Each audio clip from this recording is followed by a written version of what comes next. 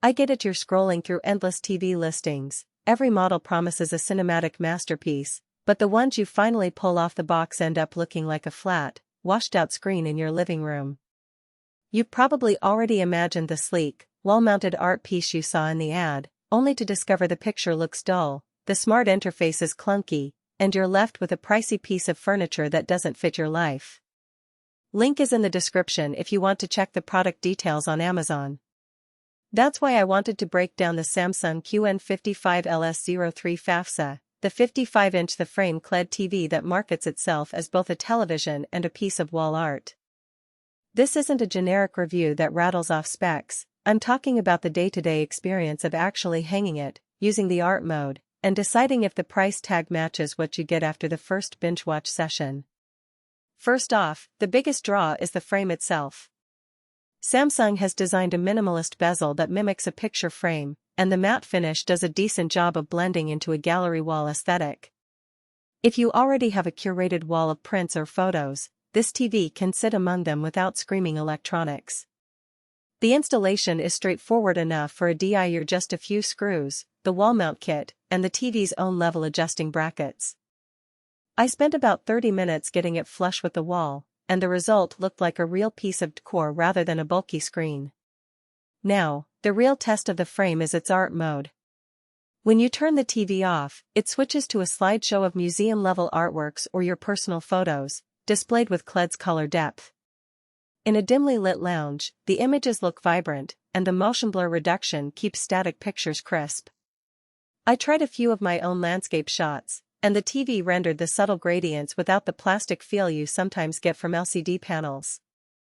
The practical benefit?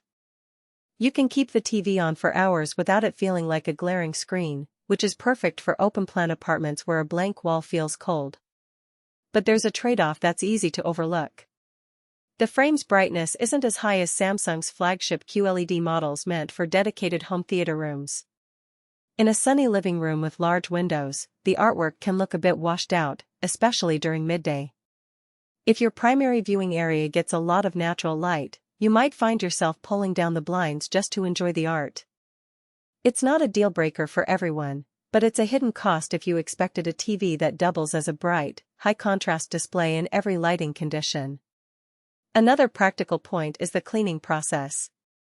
Samsung touts a clean without dripping surface, meaning you can wipe the screen with a dry microfiber cloth and it won't leave streaks or require liquids. I gave it a quick wipe after a dusting session, and the screen stayed spotless. The only downside is that the frame itself can collect dust in its recessed edges, so you'll need a small brush or a compressed air can to keep those crevices clean. It's a minor chore, but it's something you won't think about until you actually live with the unit. The smart side of the TV runs on Samsung's Tizen platform, which feels snappy for everyday streaming apps like Netflix, Hulu, and Disney+. The voice-controlled AI assistant works well for turning on shows or adjusting volume, but you'll notice the learning curve if you expect it to anticipate your preferences like a dedicated smart speaker. The interface is clean, but the remote is still a hybrid with a few extra buttons you might never use. If you're a tech-savvy user who wants deep customization, the platform feels a bit shallow compared to some competitors, yet for the average viewer it does the job without fuss. Now, who should actually buy this thing? If you love the idea of a TV that looks like a piece of art when it's not in use, you have a space where a sleek frame can enhance your decor, and you watch most of your content in low to moderate lighting, this is a solid match.